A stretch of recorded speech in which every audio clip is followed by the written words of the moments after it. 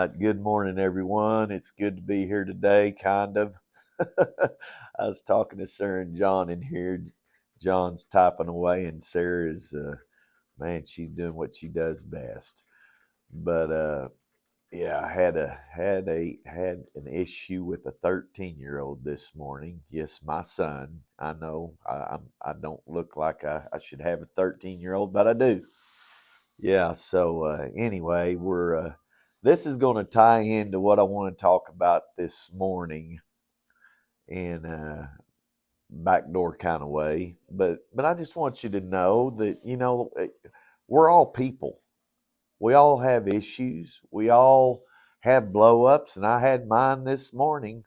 If he hadn't locked himself in that bathroom door, I don't know what would have happened. But anyway, I'm just being honest. If honesty offends you, I'm sorry. But last week we talked about uh, a scripture in the Bible in Psalms 5:12. It says, "For you, O Lord, bless the righteous. You surround them with favor as with a shield." Now, last week we delved into the thought of that, and came to the conclusion that there is a place that God does want to bless us, and that was in the sacrifice of Jesus. So I want to get into this in part two this morning, and we're going to tackle another problem today. But God's greatest desire, should we say, the Lord's greatest desire, is to bless you. To think this thought in the midst of the conditions we live in can be contrary. Do I have a witness in the house? All right. If not, I'll be the witness. So what I mean is the blessing of the Lord doesn't always seem to connect with the mess of my present conditions.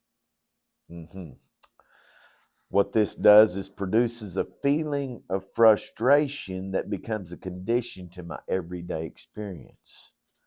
It's so easy to get caught up in the pattern of living.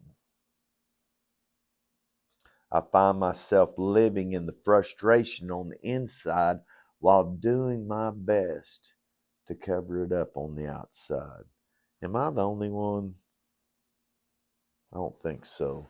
So the real feeling only comes out when the nerve is hit and the hell that's on the inside starts coming out.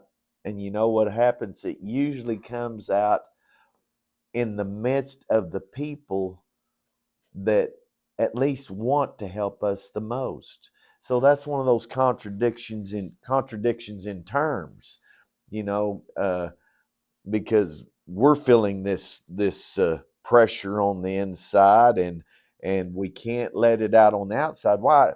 Or in the public, because why? We're trying to cover it up, right? I know I'm not the only one. We all do this. But when we get in the security of people that we can truly trust, that really know who we are when we get up first thing in the morning, right, Sarah? Yeah, she's nodding her head. Yeah, that when we get there and we have that, we can kind of open up a little bit. Well, they get whatever's on the inside of us. That's the contradiction of life. So we learn. This is what we do. We learn to develop outlets. And why do we do this? So that we can establish an order of stability. So that way we can eliminate some of the explosions that may occur in that inner circle. And I want you to know there's no wrong in this concept. The wrong can only be recognized in the habit itself. And so that's what I want to talk about this morning is the habits. And it may not be morning where you are, it's morning where I am. So we're all creatures of habit. We find ways to deal with life's difficulties that's magnified by what's on the inside, right? Why do we have habits? because we're trying to deal with those problems, especially ones on the inside. When we find that way, just like a program on our computers, what do? We repeat it. This is how a habit is developed. Then the challenge becomes contained in justifying that habit. If the habit's good in the public view, this challenge is easier to justify. If it's not good, how can we cover it up? You know, this is what I like about these videos here, because I'm not trying to sugarcoat anything for you. I mean, I'm trying to dig to where we all live. I live there. We all live in this place. And so if we don't recognize the problem, we're never going to be able to come up with a solution. Let me keep going. So, once again, the pattern's not wrong in the concept of the habit. Uh, After all, it does help me deal with the issues of life, right? That's why we established the habit. So the pattern becomes wrong when it produces more negative effects than positive ones. Okay, so let's look at that for a second. Let's say you're recognizing, well, you know what, maybe you're not eating right, or you're not exercising like you should, and so you think New Year's Day, man, I'm gonna make a resolution and I'm gonna start a workout habit. And so you do really good. You get in there and you start this workout routine, and man, everything's going great. You're feeling great. You're even changing eating habits. Everything's going really good. So you get up one morning, you go to the gym, and the first thing that happens is somebody, people are holding you up in the traffic. They're not driving fast enough. They're driving 10 miles below the speed limit. What's wrong with those people? Then you hit 3 red lights and you finally get to the gym. All right, you're at the gym. Praise the Lord. Let's get in there and get it done. So you go in there and you walk in the door and look over at your workout equipment. Somebody else is on your workout equipment. How could that be? Okay. All right. So that's fine. We'll go to another piece. So you go over this other piece. Well, it's not working. You don't understand how this one works because you're used to the other one. So it's frustrating. You're trying to get this going. And so you finally get through the habit, or through the exercise. You walk out in the vehicle. You feel worse than when you arrive, because of all the frustrations you had to deal with. And so we see that in our habits, even the good habits. And the reason why we start the habit is to make us better emotionally and physically. And then we find that the habit itself is causing more emotional instability. And so what are we doing? All the workout's doing is taking care of the emotional instability that the workout caused. Does that make sense? All right. In the world we live in, we can see more time in justifying a habit than in dealing with the negative effects of the habit. Sometimes I've got to stop and let you think about that. This can be found in every field of life: raising kids, going to work, even recreation. It can be in sleep or lack thereof. And that's where I was last night. But anyway, besides the point. So the problems that arise are talked away by the limited positive effects. Now remember that if when we're talking about our issues, because that's what we do. I mean, I know we got people we talk to, and by golly, if they won't listen, well, we'll go tell somebody else until we get somebody to agree with us. And so what are we trying to do? We're trying to get them on board with us and say, yeah, you're right. You're right. You're right in your position. And so then we can walk away and feel justified. So the problems that arise are talked away by these limited positive effects that the habit produces. This is what I call the politics of life. So you have a problem. Well, we have a pill for that. And before you know it, you're taking a handful of pills that counteract the pill that has been prescribed.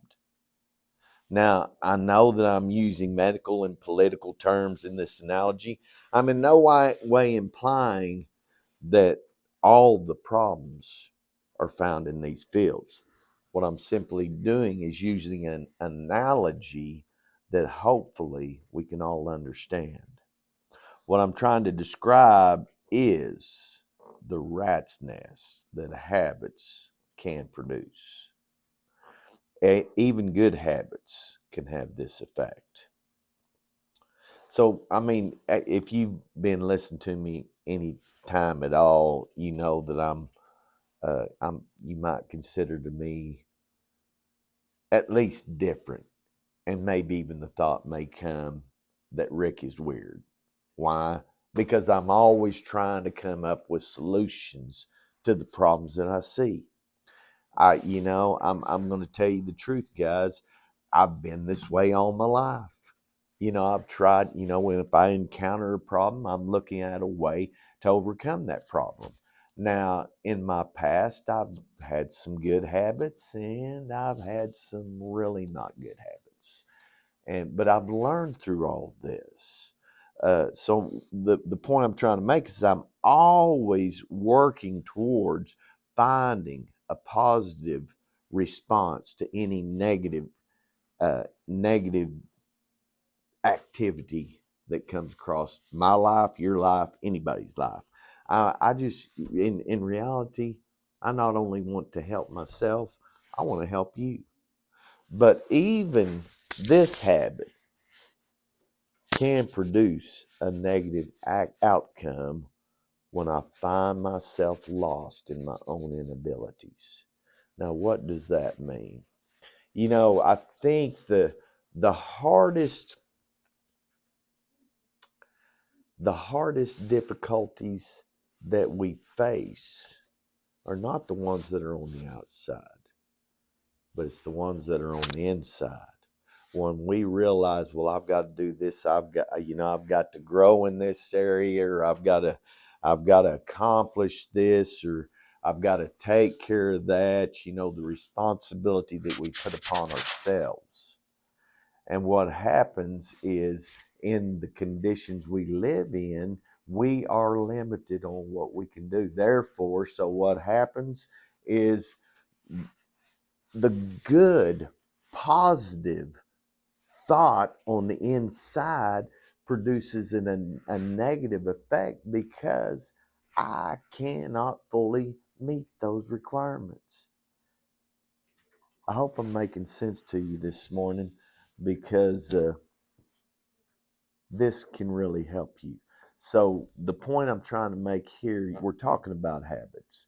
And so we think about bad habits. Well, bad habits are bad habits. We should recognize that, do something about it. But what about the good habits? The good habits, that's where we really get tripped up, because we know, well, this is right. Yeah, I need to get in there and do that exercise, but the whole world's against me. And so I'm fighting just to do something that's right. And then after it's all done and over, it's like, what? Where's the next fight? That's the mental attitude that we get. So in all of this, in this self reflection and trying to figure things out, it has produced some positive effects, because in all of my digging, I have found many ways that work, many ways that produce a positive outcome. Many habits have I instilled in my life. Get a little bit of exercise. Watch what you eat. When you're in a public platform, put on your best face. fake it until you make it, you know. I mean, really, let's be honest. So, but in all this, I have found many ways that work, but there's only one that I found that's fail proof. And this is the habit I want to lead you towards. So, I have discovered the one requirement that God has placed upon us. Remember last week we talked about God has one plan? What I'm going to tell you today is He's got one requirement. What is that? There is only one. If you fulfill this requirement, you're going to make God happy and you're going to find happy in your life too. So if I said it this way, if you follow this habit, you will fulfill all of the other requirements that you could ever think that God would impose upon you. What is this one requirement? It is to trust Him. That's it. Trust Him. In the midst of everything that's going on, believe me, that's what I was doing this morning. I'm telling you, we had a blow up this morning. Me and my son. I'm telling you, if he hadn't locked himself in that bathroom, I'd have swatted his butt a little bit more than I probably should have. But anyway, regardless of that, I had to get my mind right. And I had to come back to this thought and say, hey, does this really work? Because if it don't work for me, it ain't going to work for you. It works. It works. So remember last week, I talked to you about God's plan. What is God's plan? God's plan is Jesus. When you accept His gift, you become an inside part of God's plan. This is not an end goal. It is a start to a new journey with Him. It's a journey, folks. So, how do you walk in this journey? By building a relationship of trust. This is where you find His blessing. This, my friends, is what makes you right with God. Therefore, when you read and think about what this statement in Psalms 5:12 says, for you bless the righteous, O Lord, and you surround them with favor as with a shield, then you can apply this to your account because He already has. Have a great day.